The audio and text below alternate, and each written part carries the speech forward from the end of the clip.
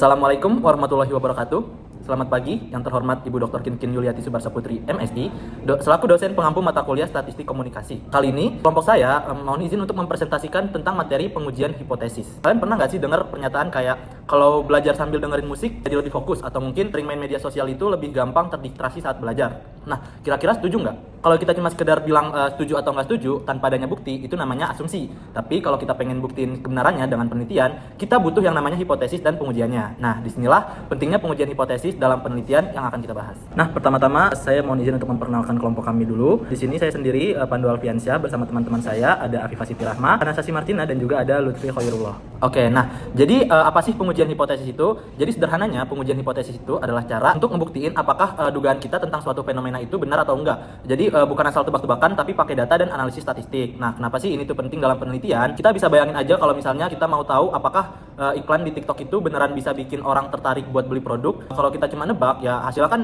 subjektif ya. Tapi kalau kita pakai pengujian hipotesis, kita bisa lihat data dan tahu apakah iklan di TikTok itu beneran ada efeknya atau cuma kebetulan aja. Jadi tujuan dari pengujian hipotesis itu buat memastikan kalau kesimpulan yang kita ambil itu benar-benar berdasarkan data, bukan sekedar opini atau feeling semata. Jadi hipotesis itu sendiri apa sih? Jadi simpelnya hipotesis itu pernyataan yang kita buat sebagai dugaan awal sebelum diteliti lebih lanjut. Jadi hipotesis ini harus bisa diuji, artinya kita bisa cari data buat ngebuktiin benar atau enggaknya. Terus gimana sih hipotesis yang baik itu? Nah, ada beberapa ciri-ciri hipotesis yang baik nih, diantaranya harus jelas dan juga terukur. Jadi nggak boleh terlalu umum, jadi harus spesifik dan harus jelas. Lalu yang kedua, hipotesis itu bisa dibuktikan dengan data statistik. Hipotesis itu dapat diuji dengan data-data statistik. Lalu juga hipotesis sendiri itu harus memiliki dasar ilmiah, jadi harus berbasis dengan teori yang nggak bisa asal tebak, tapi harus ada dasarnya. Lalu yang ketiga itu, yang keempat, bisa diuji dengan metode penelitian yang sesuai. Jadi harus bersifat operasional, bisa diuji dengan metode penelitian yang cepat. Tentunya kalau misalnya kita bilang iklan media sosial memengaruhi keputusan pembelian, itu kan hipotesisnya masih terlalu umum gitu. Tapi kalau kita buat lebih spesifik kayak semakin sering seseorang melihat iklan produk skincare di TikTok, semakin besar kemungkinan dia membeli produk tersebut. Nah, ini baru bisa diuji dengan data karena lebih spesifik gitu. Jadi spesifikasinya itu adalah iklan produk skincare di TikTok gitu. Jadi nggak cuma iklan di media sosial memengaruhi keputusan pembelian itu terlalu umum.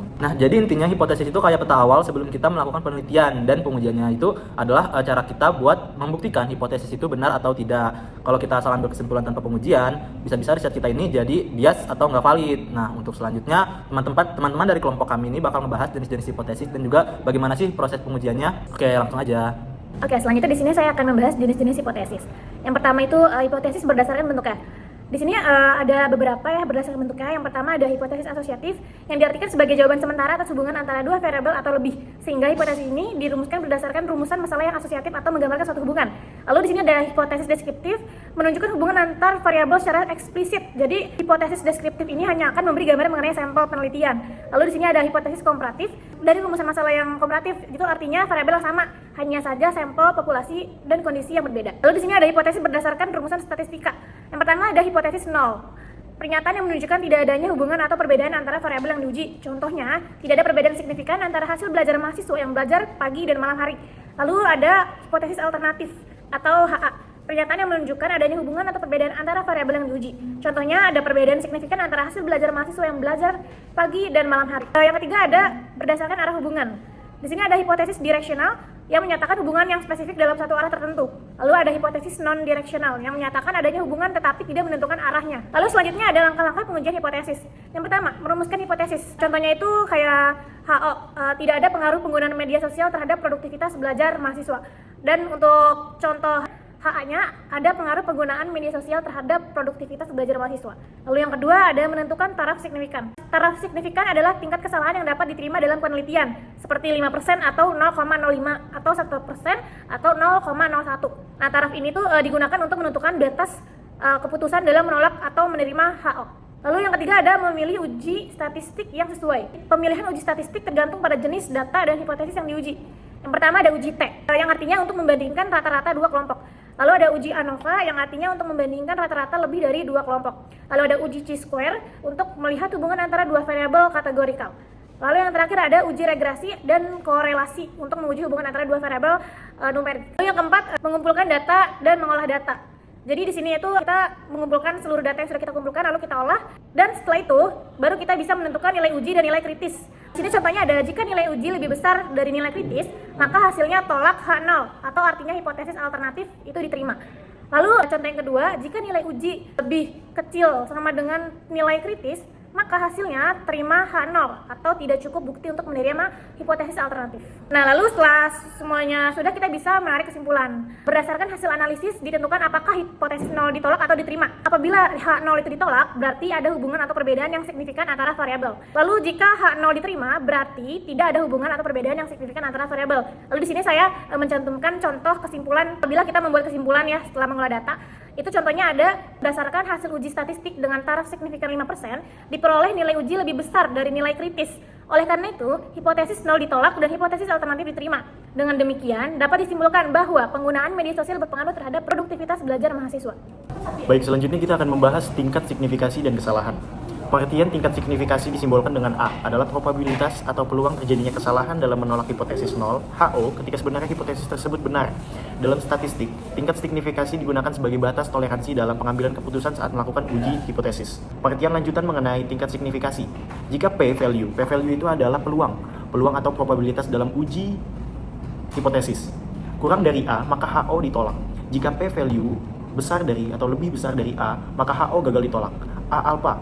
A itu menandakan alpha. Umumnya digunakan dengan nilai 0,05 atau 5% atau 0,01 atau 1%. Oke, selanjutnya kita akan membahas tentang kesalahan. Di sini ada kesalahan tipe 1 dan kesalahan tipe 2. Kesalahan tipe 1 di mana kesalahan terjadi jika HO sebenarnya benar tetapi ditolak. Misalnya jika A alpha sama dengan 5%, maka kita salah menolak HO. Contoh, dokter menyatakan pasien sakit, HO ditolak, padahal pasien sehat. Di sini HO pada dasarnya adalah pasien tidak sakit. Dan HA, alternatifnya dokter mengambil pasien itu sakit. Kesalahan tipe 2. Kesalahan terjadi ketika HO sebenarnya salah tetapi tidak ditolak. Misalnya jika A sama dengan 1%, maka kita salah jika tidak menolak HO. Contoh, dokter menyatakan pasien sehat, HO gagal untuk ditolak, padahal pasien sakit. Selanjutnya kita akan membahas tentang uji statistik. Uji T.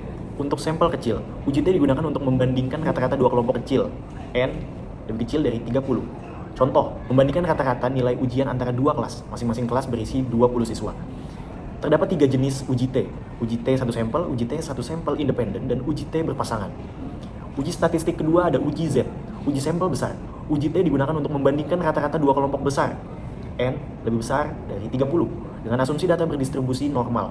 Contoh, meneliti rata-rata tinggi badan populasi pria dan wanita dengan sampel data 50 orang. Uji digunakan dalam pengujian proporsi dan estimasi interval kepercayaan. Selanjutnya ada uji chi-square yang disimbolkan dengan X kuadrat. Uji digunakan untuk menguji hubungan atau independensi antara dua variabel kategori. Contoh, menganalisis apakah ada hubungan antara jenis pekerjaan dan kebiasaan berolahraga. Uji juga digunakan dalam uji kesesuaian goodness of fit untuk melihat apakah distribusi data sesuai dengan harapan. Dan yang terakhir ada uji ANOVA, digunakan untuk membandingkan rata-rata lebih dari 2 atau lebih kelompok sampel. Contoh, meneliti perbedaan rata-rata nilai ujian matematika antara 3 metode pembelajaran yang berbeda. 2 jenis uji NOVA antara lain one way ANOVA 1 faktor dan two way ANOVA 2 faktor. Selanjutnya akan saya lanjutkan mengenai studi kasus. Studi kasus ini ada sebuah pengaruh pelatihan terhadap produktivitas karyawan. Latar belakangnya, sebuah perusahaan ingin mengetahui apakah pelatihan baru meningkatkan produktivitas karyawannya atau tidak. Data yang didapat sebelum pelatihan 50 jam kerja para karyawan 50 jam, 52 jam, 48 jam, 49 jam, dan 51 jam. Setelah pelatihan 55 jam, 56 jam, 54 jam, 57 jam, dan 53 jam. Langkah-langkah pengujian hipotesis. Yang pertama, hipotesis 0 tidak ada peningkatan dalam kurung rata-rata output sebelum sama dengan setelah. Hipotesis alternatif ada peningkatan rata-rata output setelah lebih besar dari sebelum. Yang kedua, tingkatan signifikan. Alpha sama dengan 0,05 atau sama dengan 5%. Yang ketiga, menghitung rata-rata. Rata-rata sebelumnya 50 jam, rata-rata setelahnya 55 jam. Selanjutnya dilakukan uji statistik menggunakan uji T untuk 2 sampel independen. Yang kedua, menentukan nilai kritis. Cari nilai T kritis untuk DF sama dengan 8 pada alfa 0,05. Keputusan jika T dihitung lebih besar nilai kritis, tolak H0, jika tidak gagal menolak H0. Hasil, jika pengujian menunjukkan peningkatan signifikan, program pelatihan dianggap efektif. Pada presentasi kali ini dapat ditarik kesimpulan pengujian hipotesis adalah metode penting dalam meningkatkan statistik yang digunakan untuk menentukan validalitas asumsi tentang populasi berdasarkan data sampel. Dengan merumuskan hipotesis nol dan hipotesis alternatif, peneliti dapat mengevaluasi bukti untuk menunjukkan atau menolak pernyataan tersebut, serta memilih uji statistik yang tepat. Aplikasi pengujian hipotesis seperti dalam studi berpengaruh, pelatihan terhadap produktivitas karyawan membantu perusahaan dalam mengevaluasi efektivitas program. Hasilnya memberikan wawasan yang berguna untuk mengembalikan keputusan yang lebih baik, menjadikan pengujian hipotesis relevan dalam penelitian dan praktik bisnis. Baik, selanjutnya kita akan masuk kepada latihan soal mengenai bab 7. Beberapa latihan-latihan ini nantinya akan kita bahas. Kita awali dengan soal nomor 1. Langkah pertama, hitung kata-kata dan standar defisiensi sampel. Kata-kata sampel X bar sama dengan 230 ditambah 260 ditambah 270 ditambah 250 ditambah 241 ditambah 235 ditambah 242 ditambah 243 ditambah 240 ditambah 245 per 10 sama dengan 2456 per 10 sama dengan 245,6. Standar defisiensi sampel S sama dengan akar sigma dalam kurung XI dikurang X bar kuadrat per N kurang 1 per N min 1 sama dengan akar 230 dikurang 245,6 kuadrat ditambah 260 dikurang 245,6 kuadrat ditambah titik-titik ditambah dalam kurung 245 dikurang 245,6 dalam kurung kuadrat per 9 sama dengan 12,79. Langkah kedua, hitung statistik uji. Hitung statistik uji T sama dengan X bar min mu per S atau akar N. T sama dengan 245,6 dikurang 240 per 12,79 atau akar 10.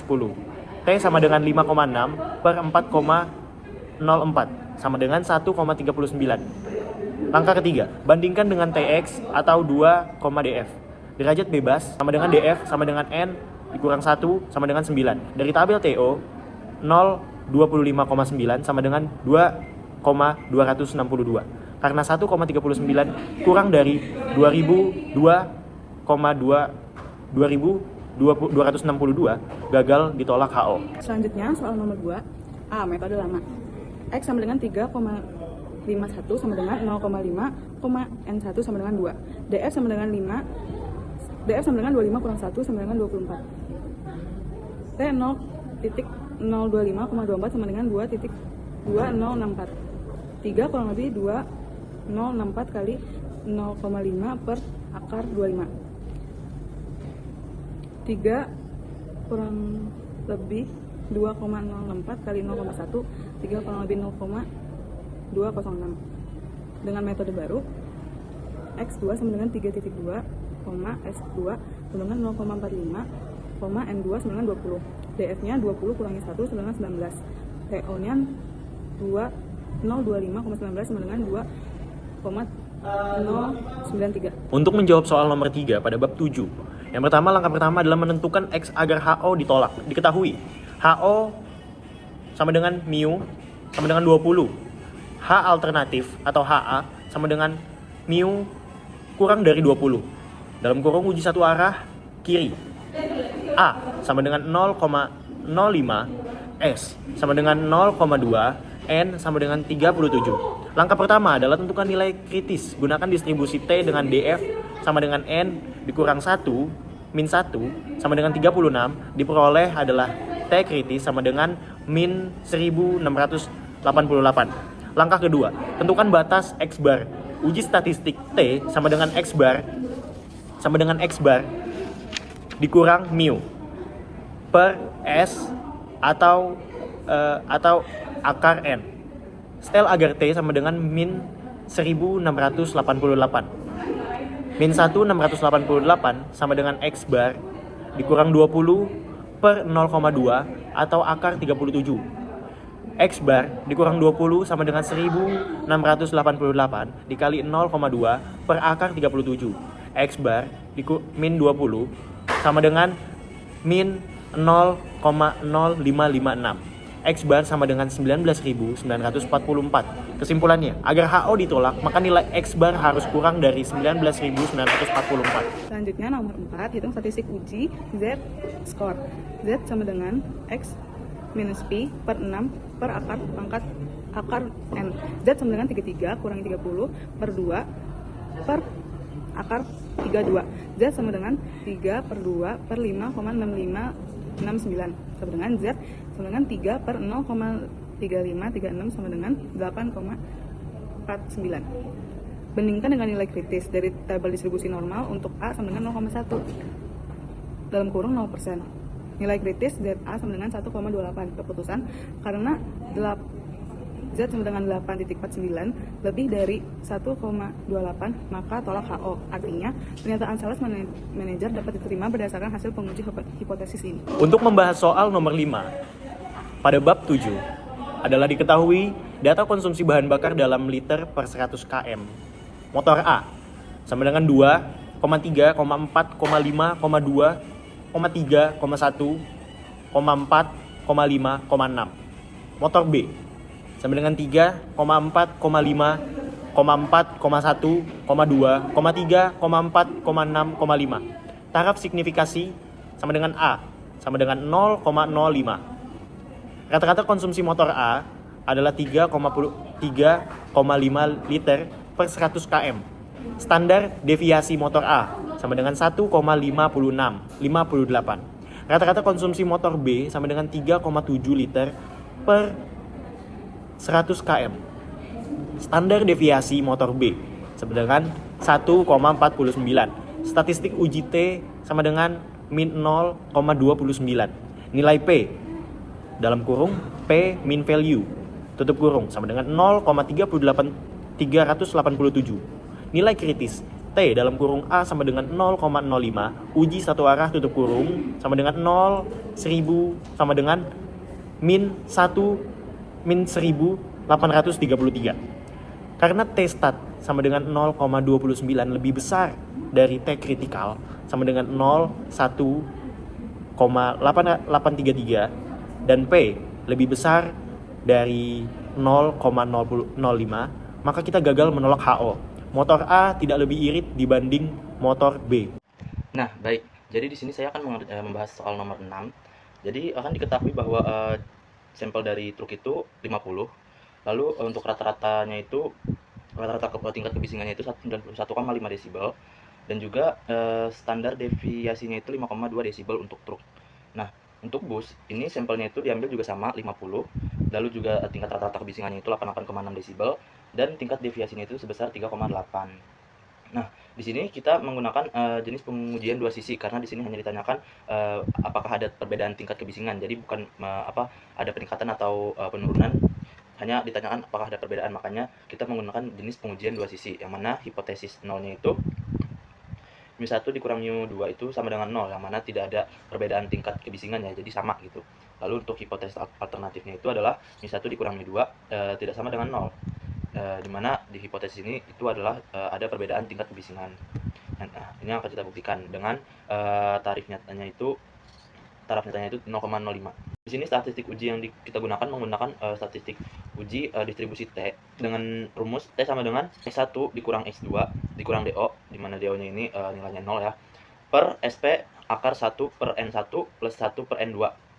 Nah, di sini untuk SP-nya itu kita bisa cari pakai rumus akar N1 dikurang 1 dikali S1 kuadrat ditambah N2 dikurang 1 dikali S2 kuadrat per N1 plus N2 dikurang 2.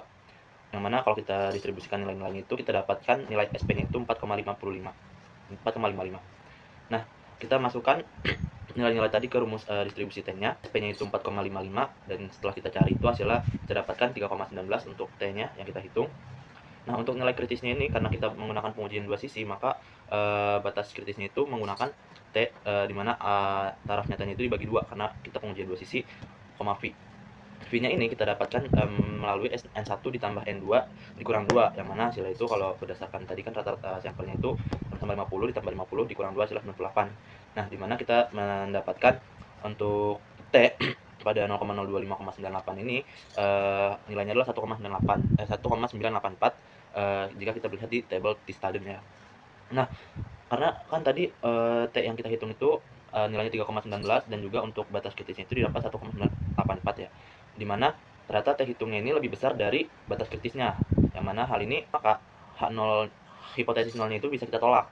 Jadi hasilnya itu karena hipotesis nol yang mana menyatakan tidak ada perbedaan tingkat kebisingan ini kita tolak, jadi hasilnya adalah terdapat perbedaan tingkat kebisingan antara truk dan bus. Selanjutnya yang nomor 7, di sini kita mulai masuk ke pengujian parameter proporsi. Kan diketahui bahwa perusahaan ini melakukan promosi besar-besaran, yang mana sebelum promosinya itu diambil sampelnya 250 dan ternyata pangsa pasarnya itu 10% gitu. Nah, setelah promosi itu mereka ngambil sampel lagi sebesar 300 dan ternyata 36 orang diantaranya itu adalah pelanggannya. Nah, jadi untuk proporsi yang kedua ini kita bisa hitung menggunakan 36 per sampel yang digunakan tadi, yang kedua, yaitu 36 per 300 hasilnya 0,12.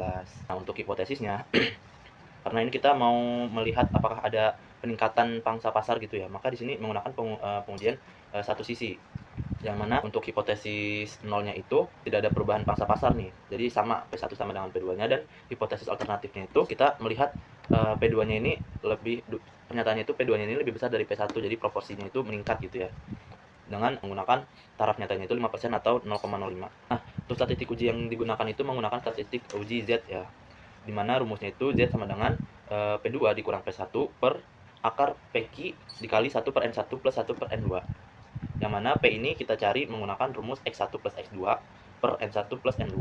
X1 nya itu kita dapat dari mengkalikan proporsi yang awal tadi dengan sampel awalnya, dan juga proporsi keduanya tadi kan udah tahu ya, 36 per total dari seluruh sampel yang digunakan. Kita dapat hasilnya 0,11. Lalu untuk Q-nya itu kita cari menggunakan rumus 1 dikurang P. Jadi 1 dikurang 0,11 tadi, P-nya hasilnya 0,49. P dan Q-nya sudah diketahui, kita distribusikan ke rumus Z yang tadi. Sehingga kita mendapatkan di sini Z-nya itu 0,746. Nah, untuk batas kritisnya itu kita menggunakan Z alpha, di mana tadi taraf nyatanya itu 0,05 ya, yang mana kalau kita cek di tabel distribusi normal standar itu Z pada 0,05 itu nilainya 1,645. Nah, tadi karena Z hitungnya itu 0,746 itu lebih kecil dari batas kritisnya 1,645, maka kita gagal menolak hipotesis nol. Jadi hipotesis nol ini kita terima, sehingga tidak ada cukup bukti. Kesimpulannya adalah tidak ada cukup bukti yang menyimpulkan bahwa promosi meningkatkan pangsa pasar gitu. Jadi hipotesis nolnya ini tidak bisa kita tolak. Untuk yang nomor 8 ini kita sudah masuk ke pengujian parameter. Nah, untuk yang nomor 8 di sini sudah masuk ke pengujian parameter ragam, di mana kita mencari perbedaan standar deviasi gitu. Dimana di sini diketahui kan bahwa pabrik ini mengharapkan akan memasarkan teleskop ini produksinya itu bila standar deviasi resolusinya itu di bawah 2. Nah,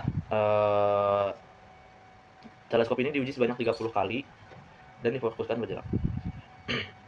Ternyata standar deviasinya itu 1,46. Nah, yang ditanyakan itu apakah teleskop ini layak dipasarkan gitu kan, dengan taraf nyatanya itu 0,05. Jadi kita dapat kan diuji sebanyak 30 kali, N itu 30. Lalu untuk deviasi sampelnya itu 1,46.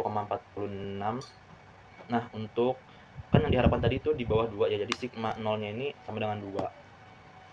Nah, untuk hipotesisnya ini kita menggunakan hipotesis satu sisi juga, karena di sini mau menguji ada peningkatan atau tidak, apa lebih kecil dan lebih besar itu ya. Dimana untuk hipotesis nolnya itu sigmanya ini sama dengan 2, jadi tidak lebih kecil gitu. Sedangkan hipotesis alternatifnya itu sigmanya itu kurang dari 2 yang akan kita uji nanti. Nah, pengujiannya ini menggunakan pengujian Q kuadrat ya, yang seperti lambang X kuadrat tersebut dengan rumus Q kuadrat sama dengan N-1 dikali S kuadrat per omega 0 kuadrat per sigma 0 kuadrat, maaf. Yang mana kita masukkan nilai-nilainya. N-1 itu kan 30 dikurang 1, 29 dikali S-nya itu 1,46 dikuadratkan per sigma 0 kuadratnya itu adalah 4. Oke, sehingga kita mendapatkan nilai 15,454 untuk nilai Q kuadratnya ya. Untuk batas kritisnya itu Q kuadrat pada alpha, V, dimana V-nya ini kita cari menggunakan rumus N-1, N-nya itu 30 dikurang 1 jadi 29. Jadi untuk taraf nyata tadi 0,05 ya. Untuk batas nyatanya ini Q kuadrat pada 0,05,29 ini kita dapat nilai 18,49 pada tabel distribusi Q kuadrat ya. Nah, karena Q kuadrat hitungnya itu kan tadi 15,454 lebih kecil daripada batas kritisnya, yaitu 18,49, maka hipotesis nolnya ini kita tolak. Jadi standar deviasi kesimpulannya adalah standar deviasi resolusi dari teleskop tersebut itu kurang dari 2, sehingga teleskop tersebut itu layak untuk dipasarkan. Karena hipotesis nolnya itu yang bahwa dia itu sama dengan 2, tidak lebih kecil dari 2, itu kita tolak. Jadi kita menyimpulkan bahwa standar deviasi resolusinya tersebut itu kurang dari 2 dan bisa dipasarkan. Oke, untuk menjawab soal nomor 9 itu ada beberapa langkah. Langkah pertama, hipotesis, yaitu H0 sama dengan tidak ada perbedaan tingkat kerusakan antara rokok yang dibuat oleh pekerja tetap dan pekerja harian. Lalu H1-nya, tingkat kerusakan rokok pekerja tetap lebih besar dari pekerja harian. Langkah kedua, ada data. Sampel pekerja tetap disebut N1 sama dengan 500, rokok rusak X1 sama dengan 60, lalu proporsi rusaknya P1 sama dengan X1 per N1 sama dengan 60 per 500, hasilnya 0,12. Lalu untuk P2 sama dengan X1 per N2 sama dengan 50 per 400 sama dengan 0,125. Lalu di sini ada proporsi gabungan, yaitu rumusnya P sama dengan X1 tambah X2 per N1 tambah N2 sama dengan 60 per 500 ditambah 50 per 400 sama dengan 110 per 900, itu hasilnya 0,1222. Lalu standar errornya SE sama dengan akar P dalam kurung 1 kurang P tutup kurung dalam kurung 1 per N2 tambah 1 per N2 tutup kurung. SE sama dengan akar dari buka kurung 0,1222 tutup kurung, buka kurung 1 kurang 0,1222 tutup kurung, buka kurung 1 per 500 ditambah 1 per 400 tutup kurung. Lalu SE akar dari buka kurung 0,1222 buka kurung 0,8778 tutup kurung, buka kurung 0,002 tambah 0,0025 tutup kurung. Lalu SE sama dengan akar dari 0,1072 dikali 0,0045 sama dengan akar 0,00482 sama dengan 0,022. Langkah ketiga di sini ada uji statistik Z. Z sama dengan P1 dikurang P2 per SE sama dengan 0,12 dikurang 0,125 per 0,022. Z sama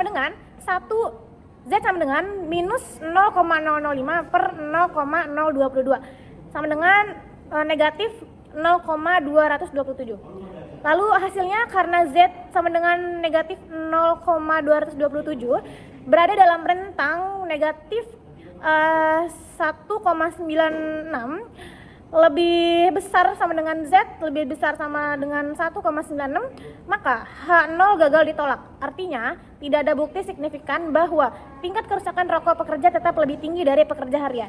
Lalu untuk menjawab soal nomor 10 itu penduduk kota disebut dengan N1 sama dengan 70, standar deviasi disebut S1 sama dengan 4. Penduduk desanya sama dengan N2 sama dengan 60, standar deviasi S2 sama dengan 3,5. Lalu rasio variansi F sama dengan S pangkat 1 kuadrat per S pangkat 2 kuadrat sama dengan 4 kuadrat per 3,5 kuadrat sama dengan 16 per 12,25 sama dengan 1,306. Lalu di sini nilai kritisnya dari derajat kebebasan yaitu DF1 sama dengan N1 dikurang 1 sama dengan 69, DF2 sama dengan N2 kurang 1 sama dengan 59. Lalu dari tabel distribusi F dalam kurung 69,59 untuk A sama dengan 0,05, nilai kritis F itu sama dengan 1,47. Lalu hasilnya karena F sama dengan 1306 lebih kecil dari F kritis sama dengan 1,47, maka H0 gagal ditolak. Artinya tidak ada bukti signifikan bahwa variansi belanja penduduk kota lebih besar dibandingkan penduduk desa. Sekian presentasi dari kami. Assalamualaikum warahmatullahi wabarakatuh.